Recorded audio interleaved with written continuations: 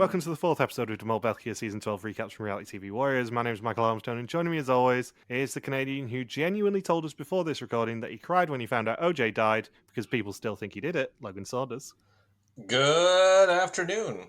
And the guy who often offers his bonus banana around, David Bindley. Good morning. Good morning. Wrote that intro. It was almost a week ago at this point. You do have two alternatives, one of which was written by Thomas off of the suspect list, which is the Canadian whose country is responsible for the worst shame that can befall an Italian pizza, Logan Saunders. Sorry. And my other one from this episode was the Canadian who has many a video involving women doing manly things, Logan Saunders. So, take your pick. You can have any of the three. Just not the pineapple one. That is egregious. That is egregious. You had good weeks? Yeah, OJ died. What up with that? I know, your hero. Yeah. And he died of cancer. I mean, Norm Macdonald, who made all those OJ jokes, always said, if somebody dies of cancer, it ends in a tie. But what about when it involves OJ? Yeah. Is it still a tie? The good news is the cancer was not wearing a glove. Yeah.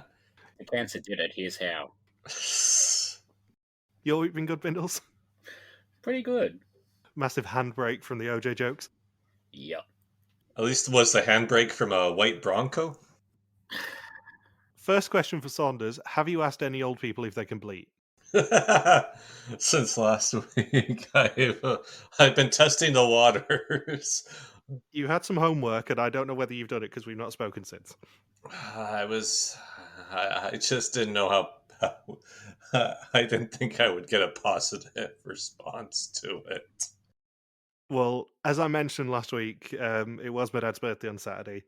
Luckily for you, I didn't ask my mum and dad if they could bleat. It's my mom's birthday today. Oh, happy birthday to your mum. Yep, she turned 66. It's my mum's birthday next Tuesday. Yeah, it was my mum's birthday last week. Ah, very interesting. I think we discuss this every year and go, we all have mum's birthdays around the same time. Yeah. But you'll be pleased to know that I did do my homework, and I asked our resident old people if they can bleat for you, Saunders. And in an unaired clip from Tuesday's Hunted episode, let's find out what they said. I want to preface this by saying I am merely the messenger. This is an entirely Logan Saunders question that I do need to ask you guys. He had a theory last week during Belgian Mold. Once you reach a particular age, you are able to bleat like a goat. What? Is that correct? What do you mean? I saw something. Did he tweet something? Or there was something about a goat. And I'm like, what is Logan on and where has this come from? And he was talking about age. And I'm like, I can't even entertain this because it sounds stupid. It was on Facebook. It is incredibly stupid. He theorized that once you reach the age of 50, you can bleat like a goat perfectly. And Bindles and I obviously heard this and thought this was absolutely hilarious and took the piss out of him for nearly an hour. Why? Do our vocal cords change? I don't know. Like, what the hell? I am not going to try and even do it because I don't even know really what a goat is supposed to sound like. I'm not sure. I'll have to do some research.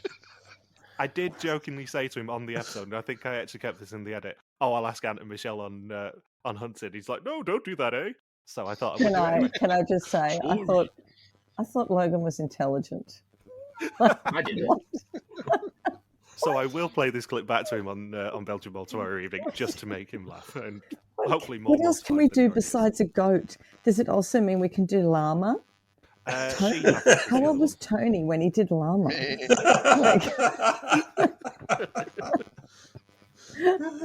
Oh, for Christ's sake. Well, that's insane. Okay, Logan, come on. Come on. So yeah, there's the answer, I think. I think it's maybe more of a Canadian thing. I think it's a cultural difference. Yeah. Michelle is such a spoilsport. Michelle shuts that shit down so quickly, it's delightful. She shuts it down faster than a kid in an oubliette. Michelle heard it and she said, I literally can't. So yeah, I thought that'd amuse you.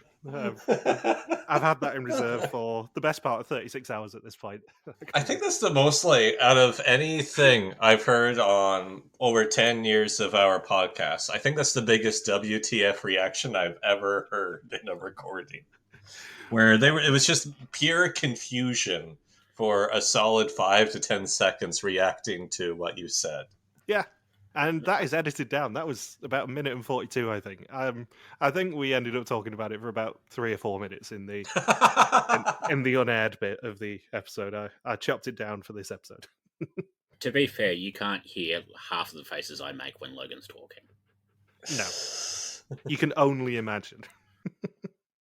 On a slightly more podcast-themed note as well, Bingo. Fuzzy's performance last week, not the best. There was some genuine controversy over the runtime, and I'm pleased to confirm that she was 1 second off being spot on with the runtime. Is this the whole, what? That's the sound of no bingo? Yes, it is indeed. And thank you for doing it. Yeah. So I don't have to.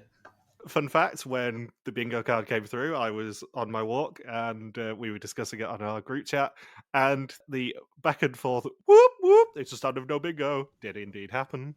You're welcome, everybody. Now that will be part of the bingo card, where if she doesn't get the previous week's bingo, that will be saying, whoop, whoop, that's the sound of no bingo. No, don't say that, because then she's going to put whoop whoop, that's the sound of no bingo on the card one week. Yeah, that's what I mean, yeah. She's going to start putting that on the bingo card. So now we have to say like variations of it, like mop, mop. Or bleat, bleat. That's the sound of a goat saying no bingo. This is all getting incredibly meta. I should also note that we have begun to record this year's Historians, and we're telling you absolutely nothing. No. Absolutely nothing. Hooah, ha, good God, Gilles. We will be discussing that in probably 5 weeks' time if we record enough of the episodes by that point, which is going to be fun. The episode we recorded last week was more fun than I think we were anticipating. Yeah. Anything else for the preamble before we start this episode proper? No, I think we reached the peak of it. Other than it being Happy Groundhog Day to Mr. Peak. Yeah, good point. We do need to remember to wish Daniel Peak a happy Groundhog Day. He'll probably listen to this in about 5 or 6 years and then send me a message going, "You bastard, stop it. It's not funny anymore." It totally is. So anyway, previously the final 8 headed to the heartland of the Mafia, where Stephanie got a tattoo and Philippe got a haircut in order to identify the henchmen of Don Salvatore. 4 of them were given a vow of omerta by the Mole, while all of them faced the wrath of the Don in some way. Charlotte and Philippe were pasta-bombed, while the other 6 went into the test with a negative pass frog. After many green screens, it was yet again our prediction Philippe, who failed to avoid his close shave and was sent home. And it is day 9 in Aceriale. Gilles says they've earned a lot of money before the Mole hacks into his speech and changes the wording. I assume this is supposed to be a V for Vendetta reference? I thought Mr. Robot. Yeah, it's quite Mr. Robot. I think it's more sort of teasing us about the fact that the Mole's just going to hack into the test at the end of the episode. Yeah. Just vendetta is an Italian word. I just remember that from The Simpsons with the Italy episode with Sideshow Bob. Sideshow Bob is saying vendetta. I wonder what that translates to in English. Vendetta is English for vendetta. And then the little kid's like, Vendetta, Vendetta, Vendetta for me, Papa Bear. So the episode title is I'm Glad It Didn't Succeed by Coco. In retrospect, and I'd completely forgotten about the episode title being a Coco one when I watched the execution. In retrospect, a little bit spoilery having that be the episode title. That was in my mind going into the last challenge. I was thinking she probably has to go home because the quote hasn't been uttered yet. Yeah. So they're staying on a farm, seemingly, and it has chickens. And Coco impersonates one, and it is just as good as Philippe's bleating. Belgians. Or I guess she's not Belgian. Never mind. No, she's Majorcan. Majorcan. Majorcans. And the best thing about it is she seems very proud of herself for doing it so well. Cluck, cluck. That's the sound of Coco. That's the sound of Mallorca. Yeah, cluck, cluck, cluck. That's the sound of Mallorca. Yeah, that sounds better. Leave it to the experts, Saunders. And we also see that Senna comes in with a cat, and Charlotte absolutely hates cats. It's my favourite running joke this episode is just any time a cat appears, Charlotte shits herself. She would prefer South America, because South America it's more dogs running around than cats. And the water runs out, and Mikhail finds an envelope waiting atop the pipes. And they must pick 3 people to act as plumbers. And he jokes that it's Mario and Luigi, and he's not entirely wrong. And Lynn says she does a lot of manly things with her hands at home. And then Mikhail says, you should explain that. I did like that Coco was instantly like, oh, that's a job for the men, and then Mikhail is the only one who ends up doing it. Yeah. And they choose Mikhail, Stephanie, and Lynn. They're all hoping that it's a Mario Kart themed challenge and are very excited when they see the racetrack. First, we have to get through Mikhail singing Betty Davis' Eyes. And I wasn't prepared for the jump scare of him singing that in a falsetto, but I guess he's half castrati anyway. Yeah. I do have something to pick them up on here. And Bindles knows about this because we had a little chat about it earlier. Gilles, in his intro, says that Italy has the most famous plumber in the world amongst its population. Mario is Brooklyn. Yeah, quite famously, Mario's from Brooklyn. Bed-Stuy. And, I mean, I presume you guys know the story of why he's Mario, but he's named after Nintendo's former landlord in Seattle, who was the son of 2 Italian immigrants who allowed them a little bit extra time on their rent. So in his honor, because they were looking to rename Jumpman as he was at the time, they named him Mario, and now his official name, as of about 2016, they've confirmed this, is Mario Mario. Just like, they actually kept that from the crappy movie from the 90s? Yeah, so it was never officially confirmed after the crappy movie from the 90s, but then I think it was about 2016, 2017, Shigsy did say in an interview that his official name is Mario Mario. I like how the guy who played Mario in the 90s film, whatever the hell his name is... Bob Hoskins.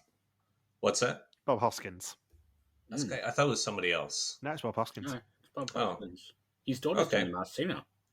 Who the hell am I thinking of then? Anyways, one of the guys from the original Mario Brothers movie was pissed off that Chris Pratt was doing the voice in the animated one and saying, Chris Pratt's not Italian. Why is he doing this?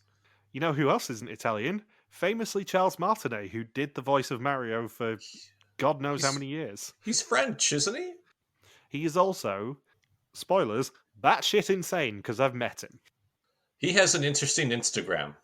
He is one of the most delightfully mental people I've ever met. I met him at Birmingham MCM Comic Con in 2019, the day before my birthday in 2019, I think it was. And I got him to sign a picture, which was far more expensive than it should be, as are all convention pictures.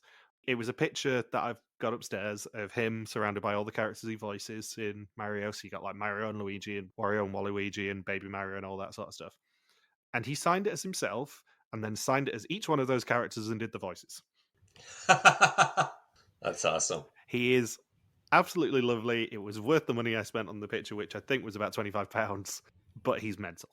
He just retired from that role from doing voiceover work like last year, wasn't it? Like really recent? He did indeed. And trivia question, the new Mario voice is Kevin Afghani.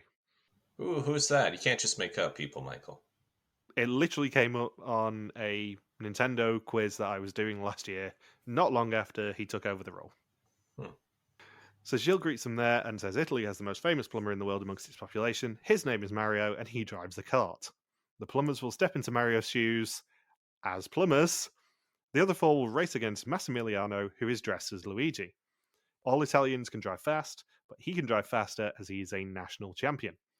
Everyone who beats him later earns €1,000 for the pot, unless Charlotte decides to double it, and she chooses not to.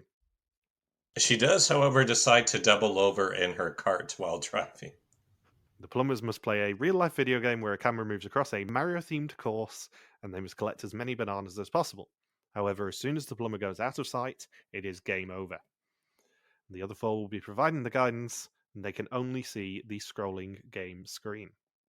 It's too bad that the BANANAS part from Hollaback Girl did not play during this level. Yeah, they're not pandering to us enough yet. We did get Coco just sort of entirely seriously suggesting bananas as soon as Gilles said they had a secret weapon, and I'm like, she understands this show. Yeah, she got the message. She knows exactly what they're about to do here. Yeah. I do have to ask, which group would you want to be in generally? The Grand Prix. Plumbing. I think I would want to be driving, Yeah. but also there is a degree of entertainment in just messing around on a Mario theme course, I think. Yeah. That's true. Go-kart you could do on your own.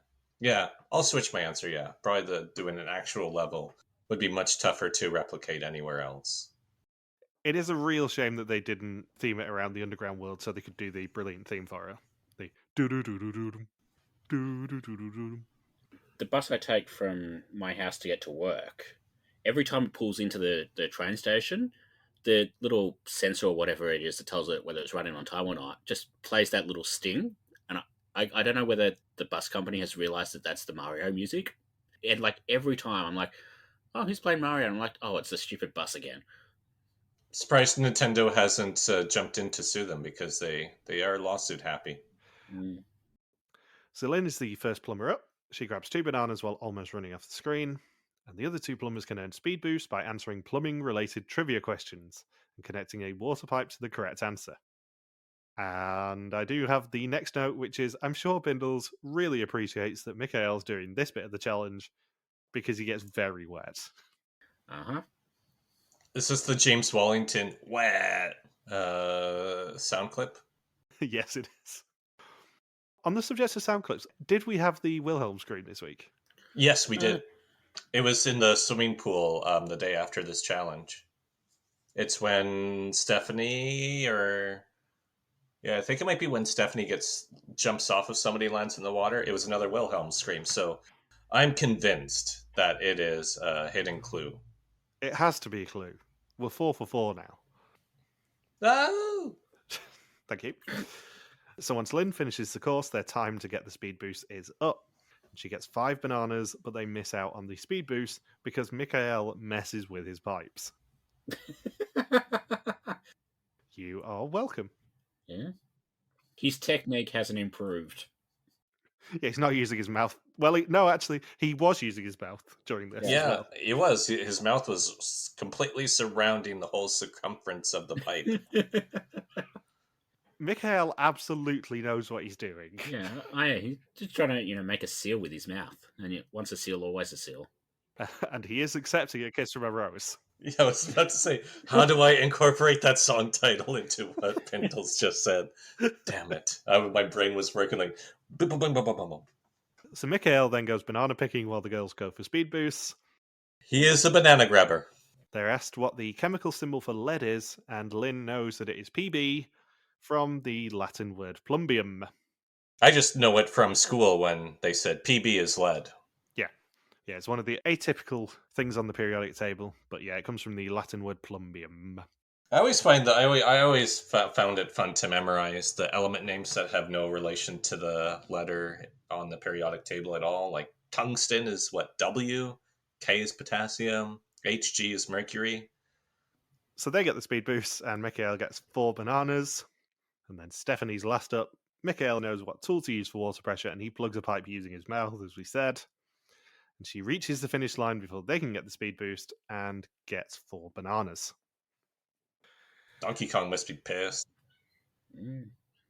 Senna is given the bonus banana, while the rest of them get 3 bananas and 1 speed boost each. And they have to stay ahead of Massimiliano for 15 laps to earn the money. And almost immediately, Charlotte gets caught.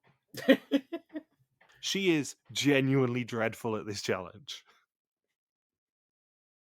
I wish Massimiliano would do the Massimiliano death stare as he passes each person on the race course. You should just do like the Waluigi wow when he goes past them. While signing his name, obviously. Mm. So the bananas must be thrown into a net to slow him down for 10 seconds. Senna tries the first throw, but then it bounces right back out. And the plumbers refuse to boost Charlotte as she's so useless, and she's taken out on the second lap, losing her 3 bananas in the process. Yeah, that was not a good strategy on their part to let all of the bananas go to waste. But granted, Charlotte was passed so fast, but I was thinking, wouldn't they just want to try to get especially whoever's in last should just start throwing bananas even on the first lap? Well, I presume they could only throw 1 per lap, in which case she only had 2 attempts at most. And the net was right before the finish line, so she had 1 attempt, really. Yeah. Well, granted, she didn't catch on the 1 per lap, much like the 1 doubler per episode either. So she just doesn't catch on to that. Senna and Bernard are on their 4th lap, but Coco misses the net completely, and they decide to boost her speed for 10 seconds. Bernard then throws a banana, and Massimiliano is delayed. Senna also gets one in the net, as does Bernard again. Senna then misses, but almost laps Massimiliano, and then he misses again, and Coco is very, very close to being caught. She gets boosted, but then spins out of control in his laps, losing her 2 bananas.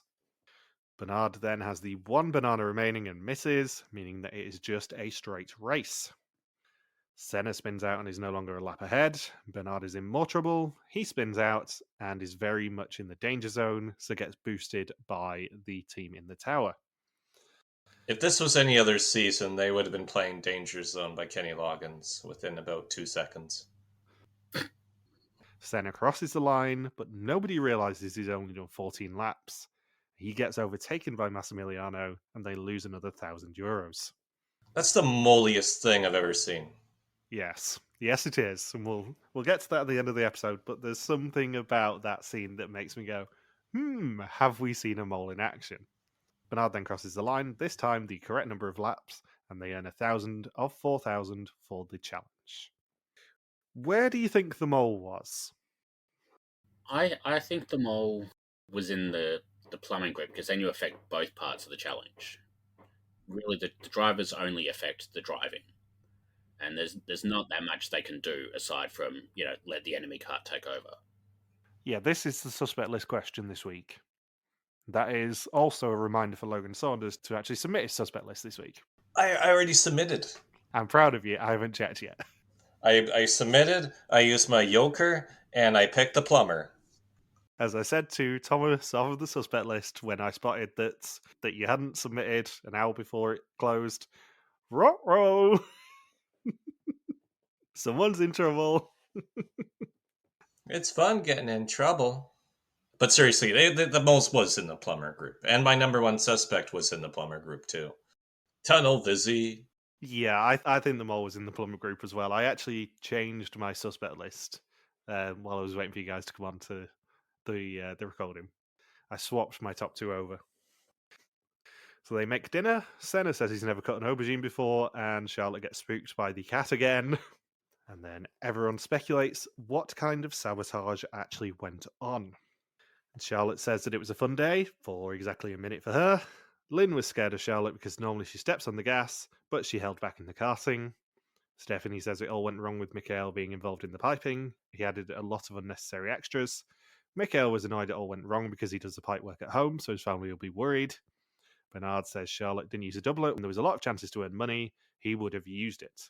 The number of laps is a failure of the tower. When she's swimming, Charlotte forgets how many laps she's done and just trusts others. Mikhail said they asked for confirmation that it was Senna's last lap. Senna says Lynn is intelligent, so it's weird that she failed to count the laps. And Coco says it's a shame that only €1,000 was earned. They have a great daring mole. Perhaps they are too daring. I think just if you're one of the plumbers, there were just so many ways to pass off putting the pipes together as an honest mistake. Yeah. Or just choose the incorrect answer as well. So they're chilling in the pool on the morning of day 10.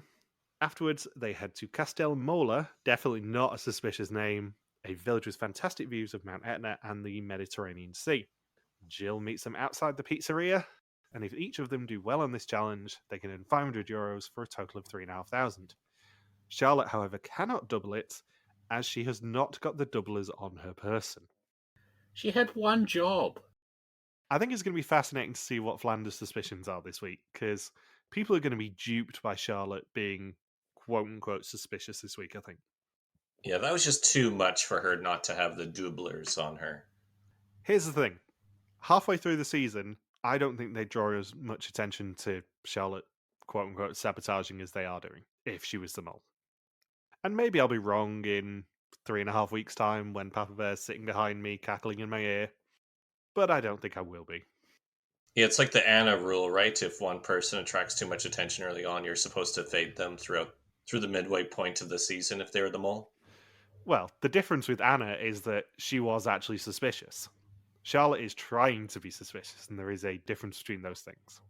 Charlotte's trying to attract attention to dupe people here, whereas Anna was low-key suspicious constantly and doing slightly sus things and putting people into positions where they could do sus things. Charlotte is just doing sus things. Yeah. I do have to pick you up on one thing, though. You said Papa Bear. I did. Because we've not talked about his new name yet. Yeah, I know, because somehow we got through the entire first challenge without actually saying it. But I know like people in the Discourse and all that sort of thing have been wanting us to call him Pepperoni this week. That is too easy. He's Koopa Patroopa. That is the reaction that deserved. Bindles and I have both been sitting on that for nearly a week. The other reaction to Koopa Pa Troopa Pa is, of course, lights are going to find me shining like the sun. Koopa Pa Troopa Pa. So they must split into 3 groups. The dough for 2 candidates, the toppings for 2 gourmets, and super fast delivery for 3 candidates. They pick Mikael and Coco as the gourmets, and Senna and Lynn doing the dough, meaning that Charlotte, Stephanie, and Bernard are the delivery team. The more people who do well, the more will be at the grand pizza finale, where money can be earned. I did love Koopa Troopa being like, pizza is heritage, Italians don't joke about it, with sort of the implied, however, we are Belgians, so fuck them. Yeah, however, you've seen this show before. You know that it's not just going to be simple pizza-related challenges. It's going to be mental. Yeah. And this challenge can only be described as mental. The only normal bit of this challenge is the transporting pizza boxes, which is kind of just there. Because you have Lynn and Senna throwing pizza dough over rooftops. Then you have the gourmets tasting really weird pizzas and Mikael stroking an aubergine because he knows exactly what he's doing, as do the show for zooming in on that. From pipes to aubergine. Then you have the grand pizza finale, which is one of the stupidest things they've ever done in the history of this show. I think you mean one of the best things they've ever done in the history of this show. That is also true. We are 9 seasons into this show, and I cannot think of another thing that they have done that we've covered live, at least, that is as silly as this twist to the grand pizza finale. I hear the main topping used was LSD. It really feels like it. And also, in 4 weeks' time, when we're at the finale, I think we're going to have to ask what's on each of the pizzas if they provide them. Are we going to have to eat them blindfolded? Whatever floats your boat, Saunders. I think I'm going to be genuinely quite wary of what they put on any pizzas they provide us with in the press room. It's like Harry Potter with the every flavored beans. Yeah. Well, we've already confirmed there won't be pineapple. You never know. They might just have a solid pineapple pizza in the corner. In this corner of shame. Just one for Logan where like the base is just a giant ring of pineapple.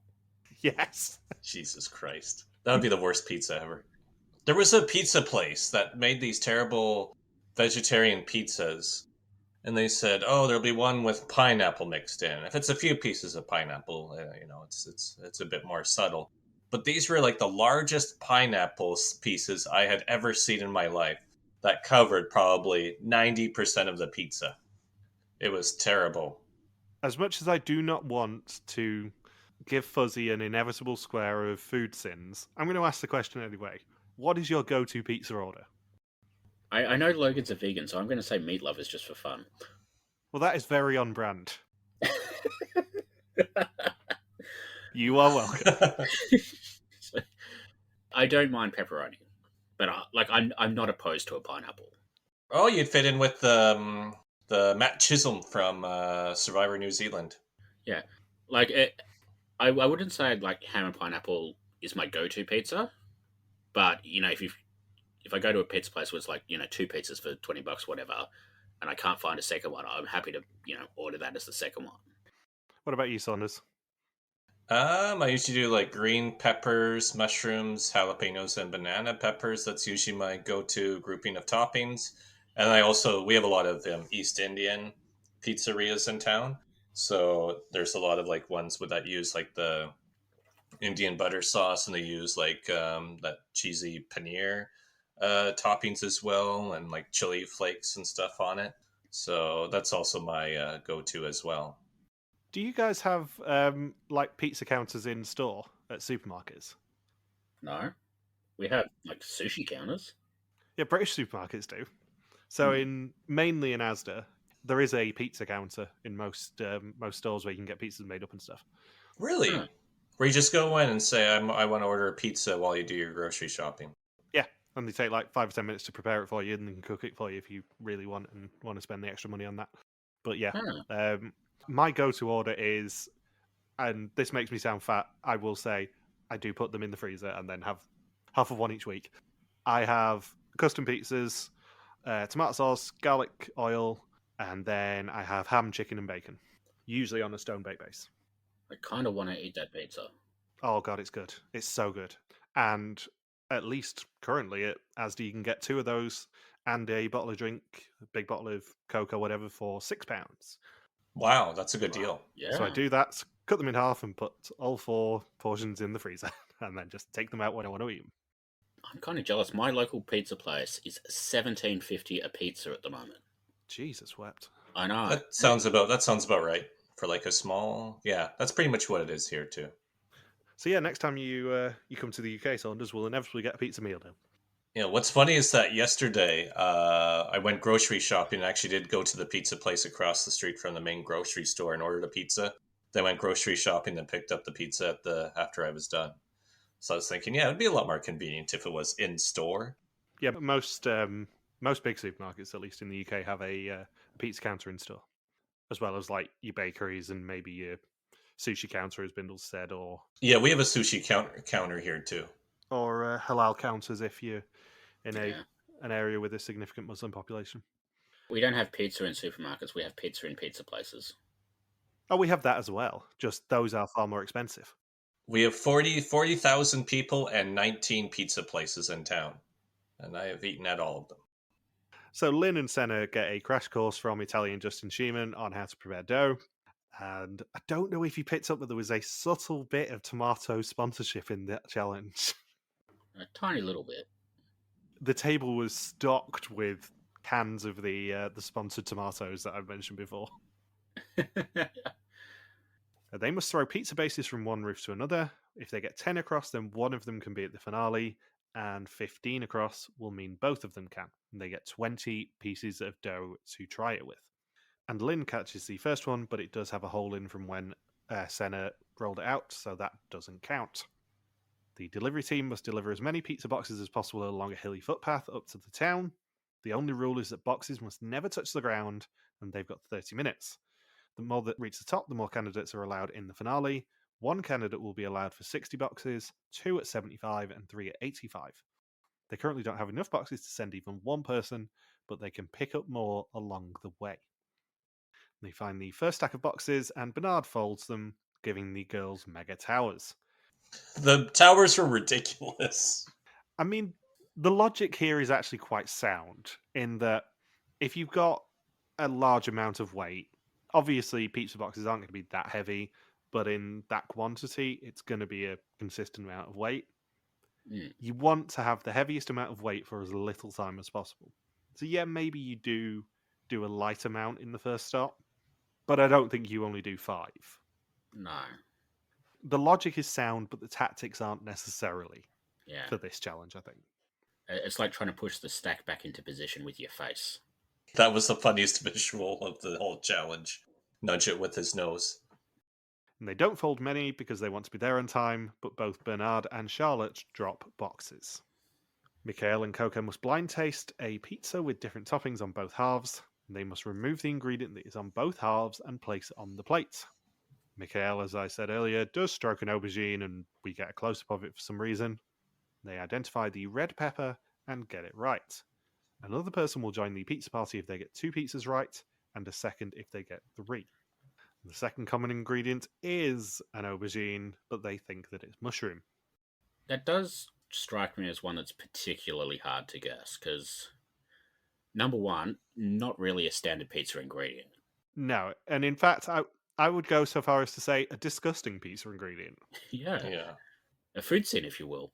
Also, number two, eggplants are kind of famously an ingredient that absorbs the flavor of whatever they're with rather than having a strong flavor of its own. So Yeah. it's kind of picking up all of the other flavors like the mushroom and the tomato sauce and whatever, but you can't really taste the eggplant on its own. That's kind of why they use it as a vegan substitute so often. It just kind of seemed very difficult compared to the other ingredients they had to guess. Maybe they just wanted Mikhail to have to stroke an aubergine, to be honest.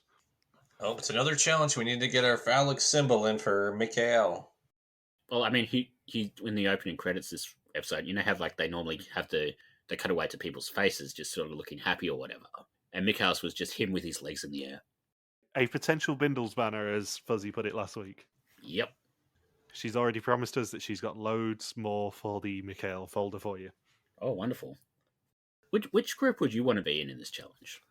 As the mole? Yeah. Or just generally? Well, both. I think me doing the taste test would have been very interesting and probably very good TV, but also not very pleasant for me. Mm-hmm.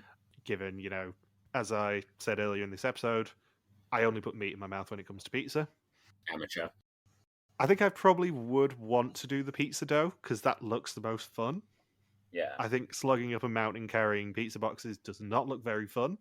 But I think, I would have struggled with the taste test challenge, I think. Especially knowing what this show is like. I wouldn't trust them. I think, I probably would have, as a contestant, I would have wanted to do the pizza dough. As a mole, I think the pizza boxes were the right place to be.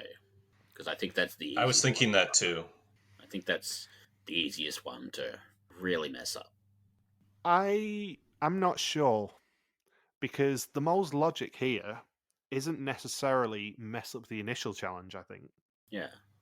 If anything, the mole probably wants the most people to get to the final stage because there's the most chance of chaos when it comes to the pineapple flying. I think as a mole, you probably want to get a challenge that guarantees you get through. Yeah. Because the mole will want to be in the pizza finale to stop money going in. If the mole gets in a position of being sidelined, what more can they do? Short of maybe being the person throwing the pineapple, which I don't think they were. I mean, obviously, I'm blinded by the fact that my two main suspects did get through to the pizza finale. Yeah. But I think if you were a mole, you would probably want to at least do well enough to guarantee that you get to the finale. And maybe in that case, you do a challenge like the pizza dough where, yes, you do it really well, and it seems like you're playing for the group, and then you can guarantee yourself a spot in that pizza finale. Where would you want to be, Saunders?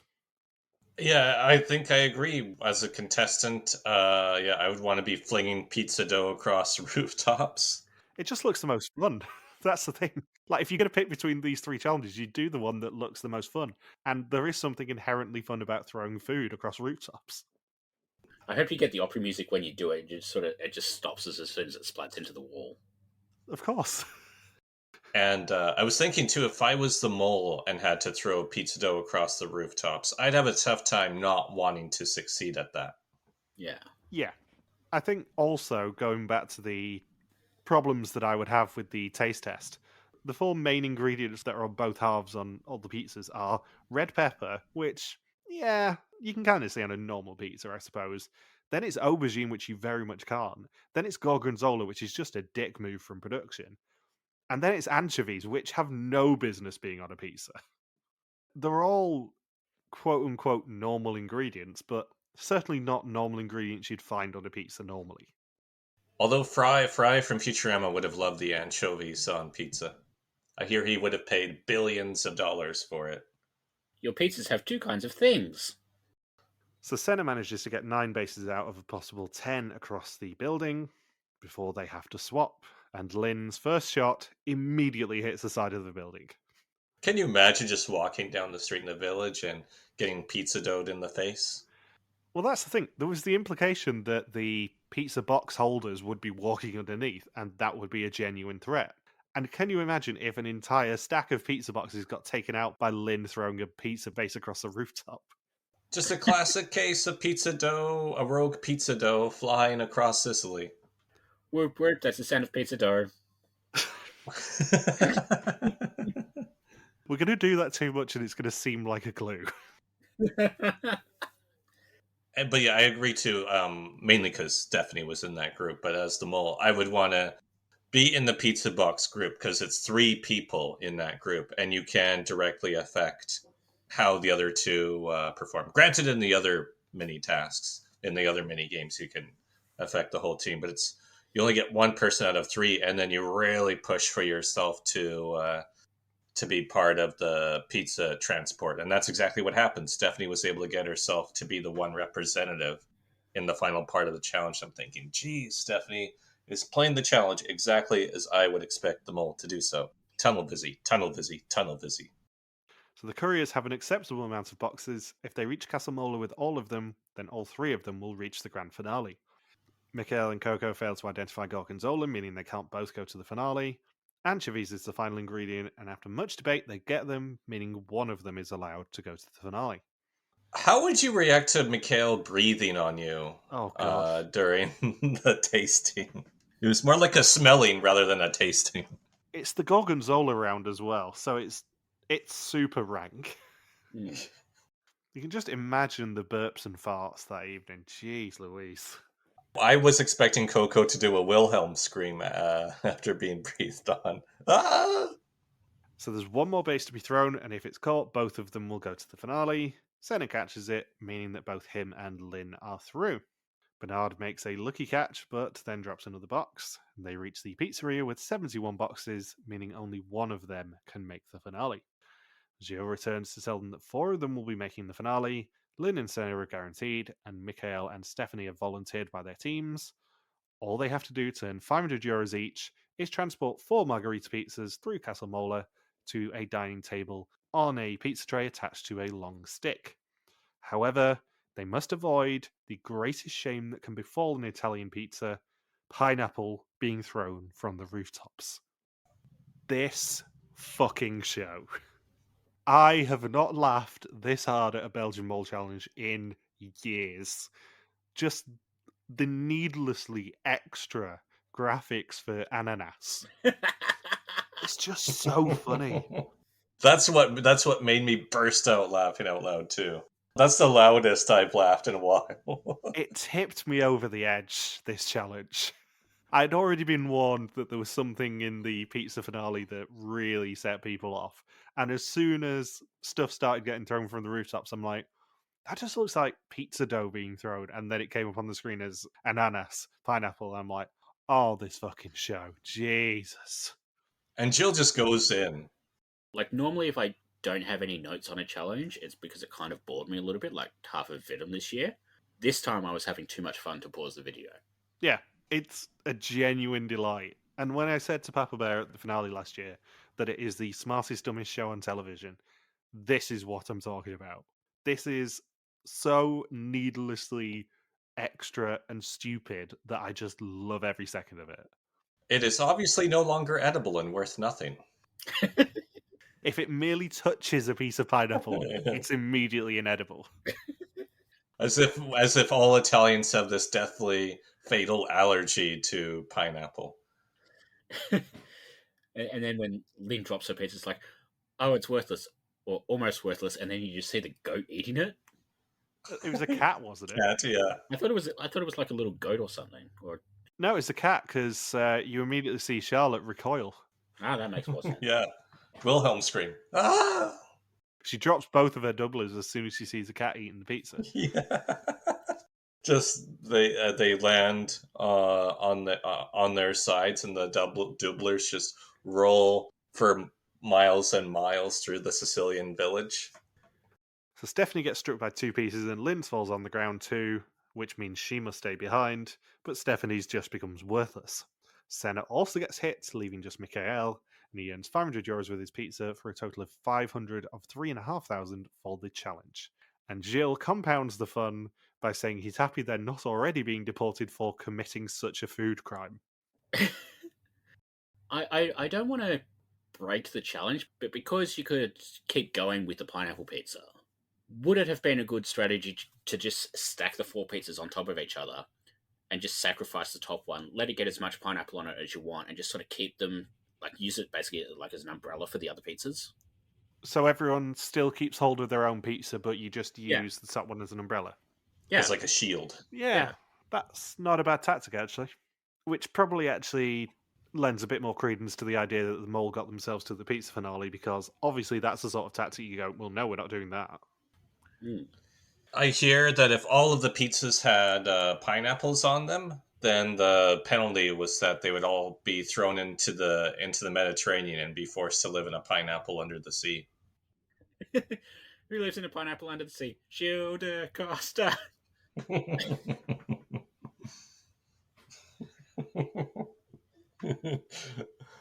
Sponge Papa Square. SpongeBob SquarePants. That might be even better than Cooper Patrick, I'll be honest.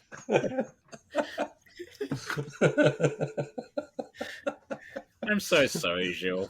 It's Michael's fault. I'm not. He's going to have so many words with us at the finale. He's going to have so many words with you two.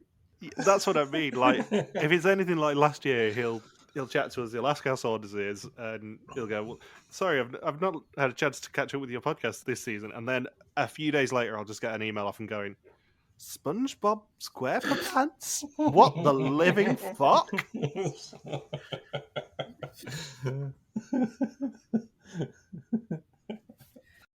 But that's the punishment if all your pizzas have pineapples on it in Sicily. That is true. That's a law. So, Cooper Trooper does also bring them some warm pizzas to actually eat, and imparts some news that they're leaving the area around Catania to head west, but with only 6 candidates. It is now time for the test. 20 questions about the identity and actions of the mole. Whoever knows least goes home, except for the mole who can never go home. Lynn says that Philippe was her prime suspect, so she's had to pick a new one. If Charlotte was the mole, Coco would be really proud because she lied so well, but she thinks that forgetting the doublers was a genuine thing. Senna says that it's strange that Charlotte forgot with how focused she is in the game. He thinks he's on the right track, and he went quite hard on that track in this test. Stephanie says that Charlotte and Bernard dropped boxes left and right, but she didn't. She wonders if Senna held his pizza in the way of the pineapple to get caught. Bernard says that Stephanie carried well, but it could have just been a way to make the finale and then cost them money. Michael says Coco was difficult to do the taste test with. She had the ingredients mixed up. And Charlotte says that there was chaos with pineapple, so it's very easy to lose your pizza in the process like Lynn did. As the mole, there would be nothing more blissful. They are all then jump scared by the mole, watching them test. They were watching the suspicions, and the mole has a proposal for them. They don't necessarily have to go home if they did the worst, and the mole can correct 1, 2, 3 or 4 answers, but it will cost them €1,000 per answer. Only the money for the person who did worst will be taken if they accept the deal. And that's how you can tell this isn't Venom, because they would have just taken all of the bids. Yes, they would.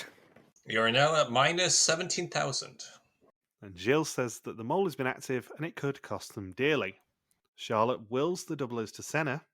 Then Gilles tells them the mole's proposal was accepted, including by the eliminated contestant. Each of them will sit at the screen and find out if it's them or not, and one of them will receive the message, "You are currently the eliminated contestant."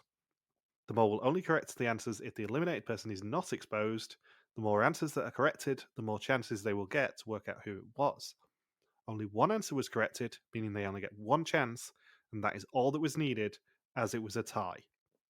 Senna says that he went for 3, Stephanie 2, Charlotte 0 and then 4, Michael 2, Lynn 0, Bernard 2, Coco 0, then 2. Charlotte thought she did well, so answered 4, assuming that she'd need a lot if she was wrong. And we see that she went for 3, and then settled on 4. She was easily persuaded. What do you think the tactic is here? From whose perspective? As a candidate and then as mole? I wonder if I could survive 2 chances. I would have probably gone with 2. I probably would have gone with 1 or 2 as well, because I figure if you're far enough behind that you need 3 or 4, then you've got basically no chance of surviving the vote. I think 2 you could probably survive if you can lie a little bit better than Coco did. one should be doable, in theory. Which it was. It was supposed to be. Yeah. Because this also goes against what Gilles said to the mole when he said, "We're not going to tell you who got the red screen." Because if you think about it, the mole doesn't officially know who got the red screen. But in Gilles telling them, "Oh, you only get one chance," the mole knows who's going home. The mole at least has a short list of who's going home. Yeah. Straight away, as soon as Gilles says, "Oh, you only get one chance because only one correction was requested." So it's a very interesting takeoff of the Jeffrey Airport game, if you think about it. Because the mole doesn't know who's going home, but Gilles finds a way to lead them in the right direction. Yeah. Albeit a bit less subtly. Because if only Coco went for one, then the mole knows that Coco was the person who was meant to go home. Lynn says that Michael is nervous, he wants to keep money in the pot, but we don't see what he picked. Coco says that she split on 3 people, and Lynn, sticking with her morals, went for 0. She followed her moral compass and wants to be able to look herself in the mirror, and she wants whoever is responsible to know that they're cutting someone else's dream short. The 5-minute timer ends with 5 votes for Coco, and she did indeed have the deal with the mole, and gets her red screen. Coco's exposure means that they earn nothing for the challenge, but didn't lose anything. 1,500 of 7,500 for the episode, and 11,140 of 52,300 for the season so far. She says that she was really sure. Gilles says she played it nobly, but she's glad she didn't go ridiculous. Gilles refuses to let her put her own bags in. He says he's never let a candidate do it before, and he's not going to start now. Yeah, he even put T-Bulb's bags in the car, so he'll do it for anybody. He hated T-Bode. Yeah, he hated him. Yeah, like whenever he saw T-Bulb, that's when the Wilhelm Scream came out. What a dick. Yeah. But yeah, Coco, not the best at deflecting attention there during that game. It wasn't even so much during the discussion. It was just that they picked up on her being really nervous when walking back to her chair. And her also muttering, "Oh my god, oh my god, oh my god, oh my god, I was executed, oh my god." Yeah, obviously, the past 2 weeks I've suspected Coco in my top 3. I didn't suspect her as much this week, even before I knew she went home, just because it felt like she wasn't doing anything suspicious this week. Compared to last week, especially. The last 2 weeks, she's been front and centre, being really, really suspicious. This week, not so much.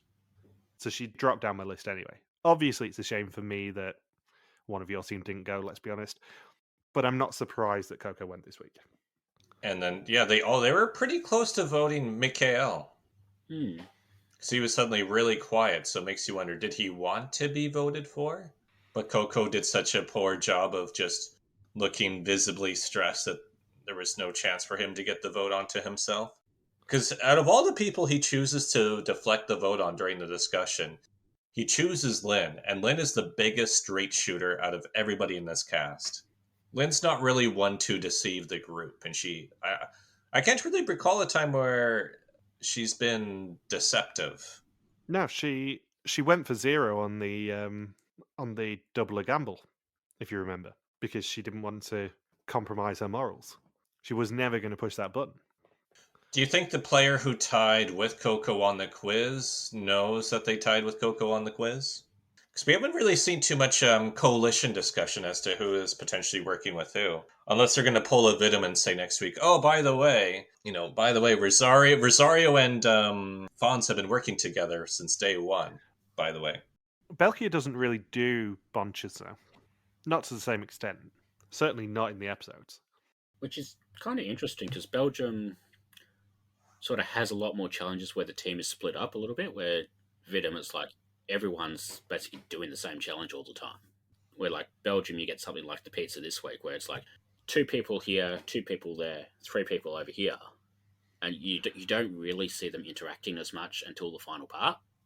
I don't think we ever actually discussed the interview that Trooper did pre-season, where he said that they will always do these sort of challenges where they're in smaller groups because it's far more interesting to watch and Yes, also it is. easier for production. Yeah. It's one of the rare things that actually works out for both sides, because in terms of the audience, it's really fun to watch people do different things and them all intertwine and all that sort of stuff. But also from a production point of view, it's a lot less stressful to have 3 people be focused on than 10 at Yeah. the same time. So, next time, Gilles speaks to the mole again, Mikhail and Senna become Promethean men, Bernard and Stephanie get a Sisyphean task, we have some vibrating Jenga, mistakes are made, and it's time for a family visit, which I'm sure Michelle will hate. And that is also the one joke that I make about Michelle's family this week, given what happened in Sydney. Yeah, that sucked. Yeah, I went to that mall when I was in Sydney.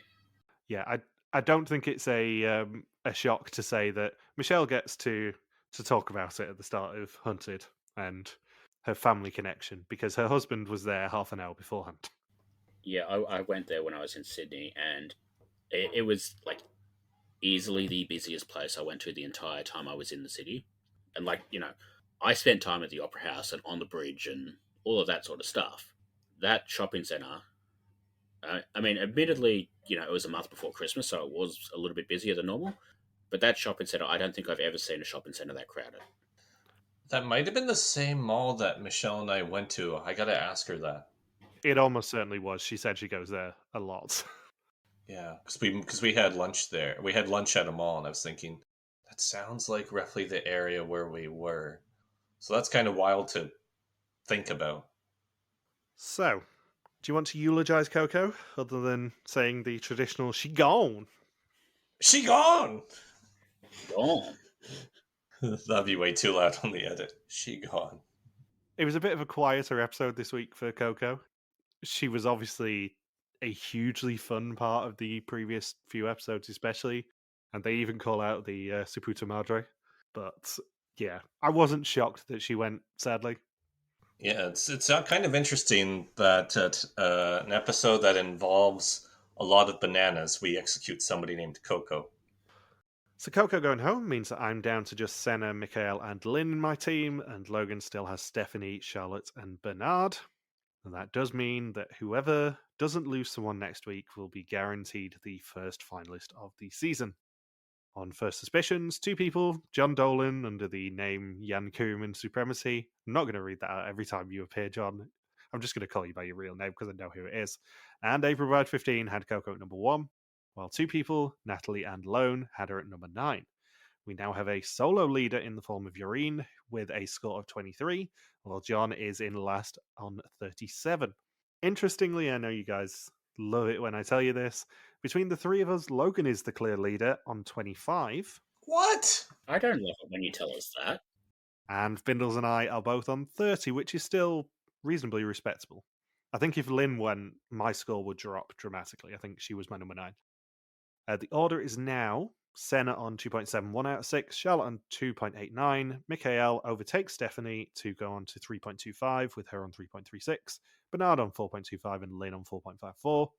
Our teams are still tied on the adjusted score with 3.5 each, but Coco is that big a suspect that Logan's team is now ahead on the non-adjusted scores on 4.85, playing my team's 4.98. You can, as always, do the Bothers Bar Suspect list at the link in our bio or at suspectlist.rtvwarriors.com.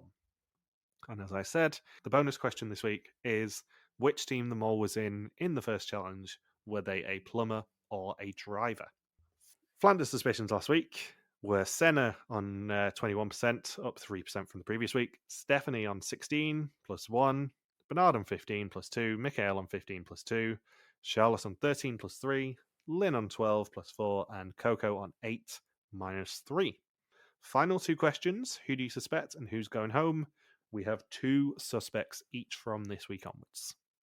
So my suspect list: Stephanie number 1, Mikhail number 2, Senna number 3, Charlotte 4, Bernard 5, and Lynn at number 6. And I think Bernard will go home. Mikhail number 1. I think the thing that interests me is like normally if somebody's in a group with the mole in the first challenge and they see something suspicious, they sort of can ride that pretty deep into the season. But somehow Mikhail is the only person from that talking group who's still in the game, which kind of surprises me. It's pretty much the only thing that's stopping me from going all in at this point. And then Senna, Bernard, Charlotte, Lynn, Stephanie. I don't think it's any of the women this year. I don't want it to be Lynn, but I think it is. Interesting. Or should I say Linteresting? No, you shouldn't. No, you shouldn't. Yeah, it was worth a try. So I'm actually, just like Bindles, going to go from bottom to top this week. Lynn is still my 6th place. She will almost certainly still be my 0-point scorer until she does go. I hope she doesn't, because I'm sort of putting all my eggs in my team being the final 3 at this point, because I think they'd be very interesting, especially selfishly in terms of us being able to talk to people. I would love for our chats this year to be us, Mikhail, Senna, and Lynn, being honest, and Papa Bear, obviously. So Lynn in 6th, Charlotte in 5th. She was trying too hard this week to be a suspect. I don't think they'd make her that blatant if it was her. Then Stephanie. Still don't see what you see in her, Saunders, I'm afraid. Kind of by default, Bernard in my 3-point spot on the suspect list. Then Senna, and now Mikhail is my top suspect. Yeah. As much as I do think that it might be Senna still, and I might flip him and Mikhail on suspect list by the end of the week again, because Senna was number 1 up until this podcast. Mikhail has been doing some really shady shit in the past few weeks. I really want him to be the mole just because it means we're guaranteed to speak to him. And I think that will be a meeting of the minds that we've never had on this podcast. But I can't reconcile some of the stuff that he does. The one thing I will say for Senna, though, is that when he pulls in after the 14th lap on that go-kart, he does a look up to the tower like, are you morons actually this stupid to not have counted the laps properly? There is a glance that he does up to it, just being like, I don't even have to sabotage here. It's amazing. Yeah. So that's what's keeping me kind of strongly on Senna as well. They are leagues ahead of the other 4 in terms of suspicions for me. God, imagine how awful I'm going to be in the finale if it turns out it's Mikhail and I've been right this whole time again. Yeah, I know. That's the one thing that I'm holding on to. And luckily, looking ahead, you're not in the reunion because you're away. So we don't have that unbearable chat. Although, actually, the reveal's done in the finale. Shit. Forgot about that. So you will be here for the reveal no matter what. Bollocks. And I think that it's going to be either Charlotte or Stephanie going next week. Mainly because I think Charlotte would be the quote-unquote shock boot mid-season where everyone goes, holy shit, she's not the mole? Yeah. It's just like, no, she's not the mole. She's just genuinely this clumsy. And like Stephanie just doesn't have any story. I could easily see Stephanie going next week, to be honest. I also, last minute thing, want to shout out Jack Pitts for providing us with the most disgusting GIF that has ever been posted on the Ballers Bar Discord. He's GIFed Mikhail stroking the aubergine and slowed it down. That's my boy. Genuinely disgusting. And also, on that note, Jack does have a penalty for the suspect list this season for trying to stir shit up between us and Fuzzy last week about the runtime. I haven't forgotten, Jack. You are on my shit list. Anything else you guys want to say about this episode? No. I can't believe we got all the way through that pizza challenge without mentioning the bit where they're carrying the pizza boxes through the other way where people are, busy airing their dirty laundry. It's just typical Italian town behaviour. What can we say? Also, pineapple is disgusting and it belongs only on pizza. Just keep it away from everything else. That is a food crime. That's not even a food sin. You're welcome, Fuzzy. So, thank you for listening to our Mol België Season 12 recap. We'll be back next week to continue the hunt for our newest mole in Sicily.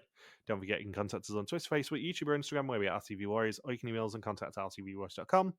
Logan's on the artist formerly known as Twitter at Logsquacky. Bindles is a Grim Recapper, and I'm MJ Harmstone. You can also support us on Patreon at patreon.com/RTVWarriors. Thank you to the Legion of Subtitlers. We will see you next week. Peace out and just chill till the next flavoring. I also thought this podcast was fun for 1 full minute. I think you mean pizza out, Saunders. Vulaivs in apinea pleander desea. SpongeBob SquarePants.